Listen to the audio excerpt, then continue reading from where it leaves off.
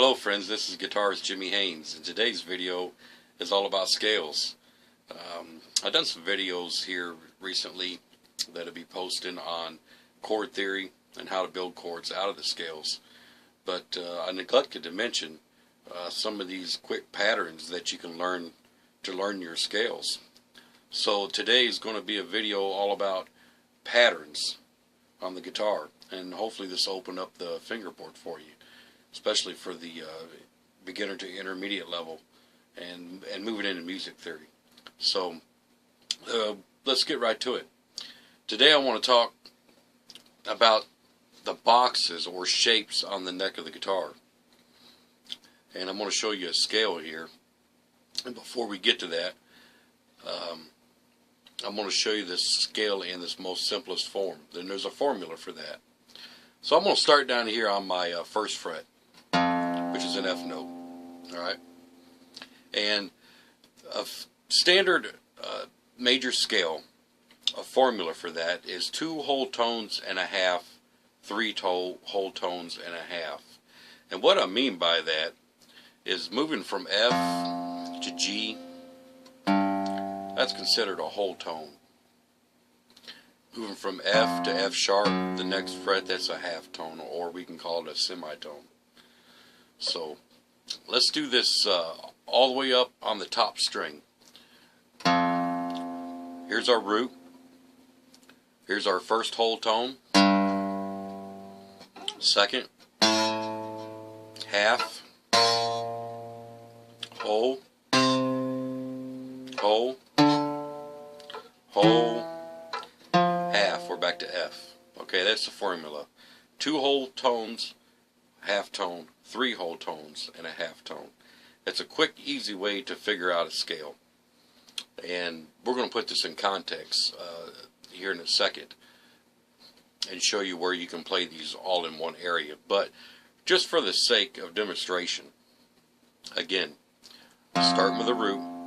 Your first is a whole tone, another whole, A, half, whole, whole, whole, half. Sounds simple, doesn't it? Now, I want you to just bear with me for a second, and we'll do this again on, we'll start with the G. Alright, we'll use this as the root note. G, whole tone, 1, 2 whole tones, half, whole, whole, whole, half. So I want you to see right there, it doesn't matter where you start, what note you start on. If you want to use F as your root, or use G as your root, A as your root, etc. You just climb up that scale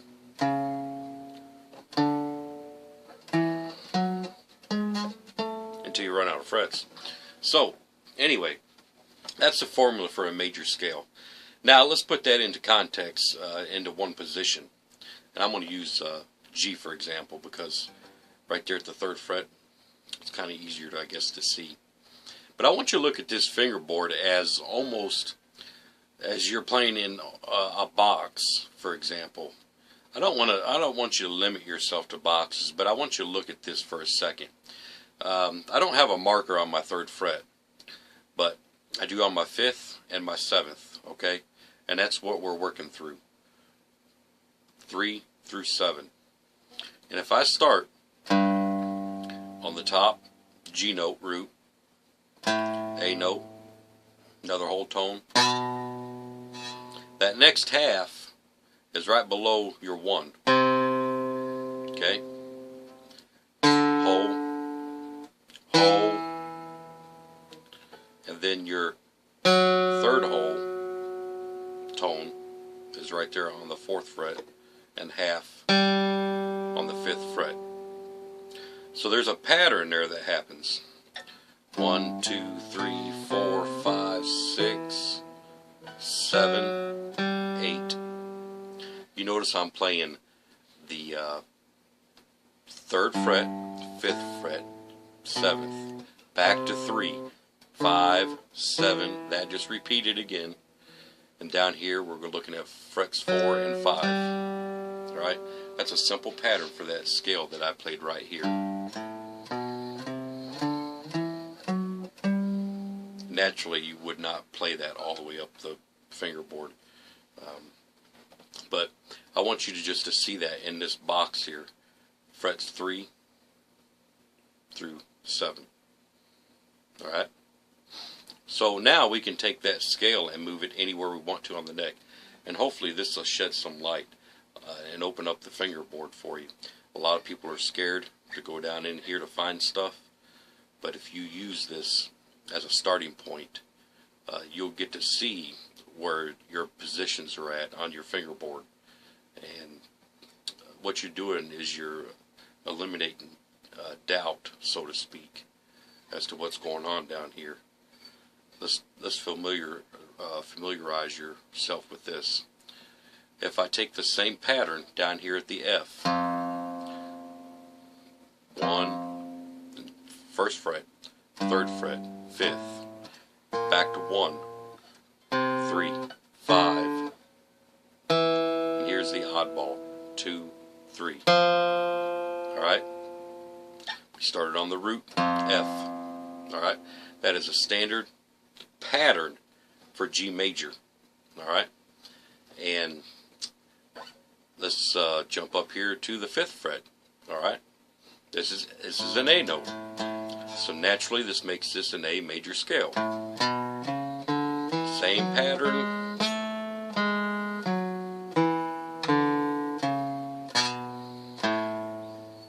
So you wonder how these guys play in all these different positions and how they recognize that stuff. Well, right there is the secret to it. It's being able to recognize in them boxes. And then a lot of times it's the pattern that you can play out of those boxes. Now naturally we wouldn't play a solo that would just consist of a straight major scale back and forth. That's just an exercise. It's a good way to understand your scale, the intervals of that scale, and it's used for figuring out different phrases, you know, for soloing. But naturally you wouldn't just play it from the top to the bottom just to play a solo over those notes straight up and back, or what we call ascending and descending. Alright? There's just great things to practice as far as to learn your scales. And another thing it teaches is your technique, believe it or not. And that's one of the T's of music. Technique. I said in a video before, it came in last but not least. Alright? And what I refer to as technique is, you know, the articulation of your hands. Being able to play those notes clean and getting those fingers stretched out. Now, in the very beginning, this is going to be very difficult. I had problems with it where I could not leave my hand in one position. I had to move my hand to get the notes. But over time, you will develop a technique, and this will help it. It'll help get them fingers stretched to be able to make these moves here.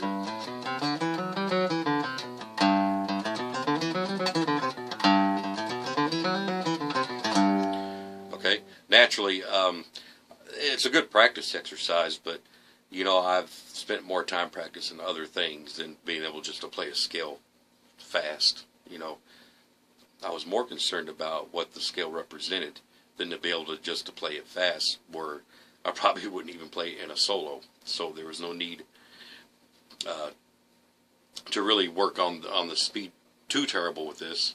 But it did help me with my technique. You know, keeping your fingers up, being able to do these stretches. So that's part of that. And we'll get to more technique later. But today is, like I said, all about patterns. And I want you to be able to be comfortable on your neck of the guitar to know where you're at. F. By this simple pattern. And if I start on the 2nd fret with this same pattern, I know I'm in F sharp. If I start on the third, I know I'm in G. A flat, A, B flat, B, C, and it just keeps repeating. But then, you know, you'll learn your intervals and where your scales are at, so you can find chords, and that's what the important part is. Alright, let's move on. I want to jump down to the next string. Now that we know that we can do that on the top string, or the low E, anywhere on the fingerboard, we can also do that same pattern right below it. Let's use this one here, C. I've already done a video talking about chords in simple C scale. There's your open scale. Here it is closed, starting on the 3rd fret, 5th string. This is your root now. This is your starting point. We're not looking at nothing up here on the 6th string. Strictly 5th string. Same pattern, okay? 3, 3rd fret, 5th fret, 7. Again, 3 below it, 5, 7, 4, 5. It's the same pattern. So once you learn the top one, you know you can start on the bottom with the same pattern.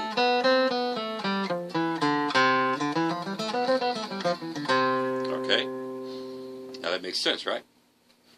Naturally, if this is a root C, you can go back here to B flat, 1st fret, 5th string, and start that same pattern.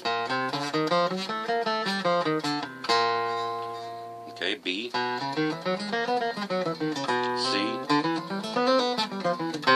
D flat, D, and just keeps going on and on and on. Alright? You notice we just went through that one pattern on 2 different strings as using as a root. Okay, we started here and done the pattern, and then we dropped down here and done the same pattern and use this as our root. Okay, you can do that 1 through 12. That's 12 times, and then you can drop down here on this 5th string and play it 12 more times, and you know how to play 24 scales right there. Alright, mind you, this G will repeat itself up here at the 10th. Alright, you still only play 12 scales, but we found them in 2 different positions. Alright, and that's what I want to get through to you today for the maybe not quite the beginner, but more towards the intermediate player. But still, for the beginner, you need to recognize that steps of finding scales. That when I very first started the video with the whole tone, we'll start here with the 1. Here's a whole tone, whole, half, 3 wholes, 1, 2, 3, and a half. Okay, that's the formula. So get that in your head now, and that'd be a great thing to memorize later on when you go to learn these things.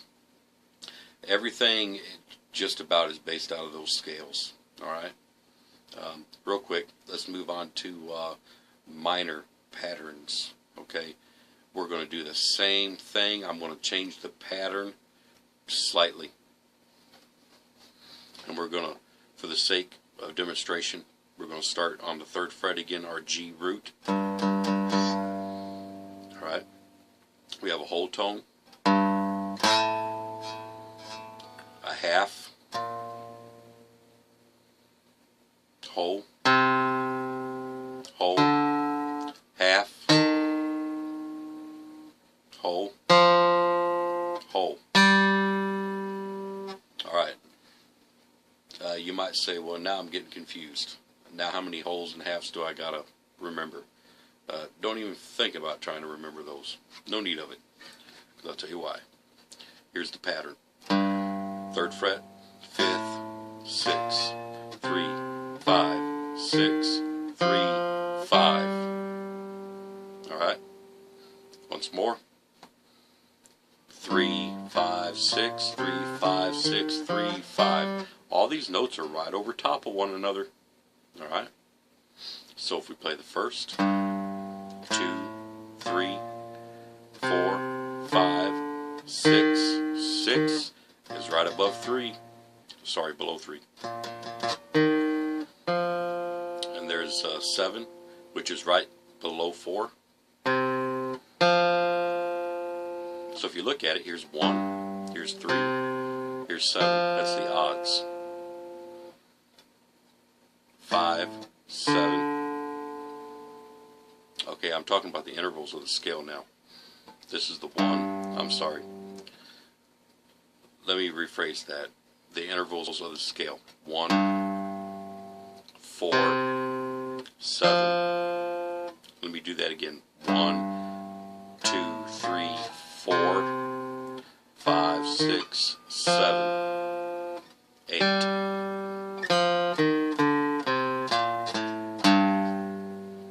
Alright, we can take that same pattern. We're no longer stretching out from frets 3 through 7. Now we're looking at frets 3 through 6. And that simple pattern. There's G minor. Alright. So now I can play.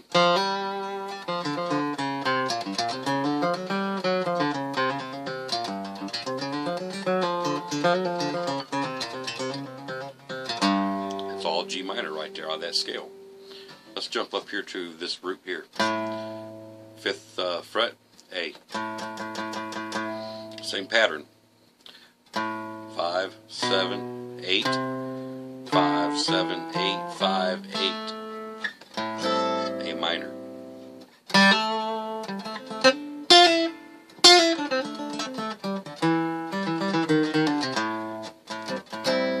Essentially played the same thing down here, up 2 frets, and changed the key. Alright? I didn't change the key center, but I did change the key. We'll get to that later. Alright, here's the root A. Here's your root B. Same pattern. B minor. Let's drop down here to the 5th string. And use this as our root now. This is C. Same pattern. Okay, that's C minor. D minor, starting on the 5th. E minor, starting on the 7th.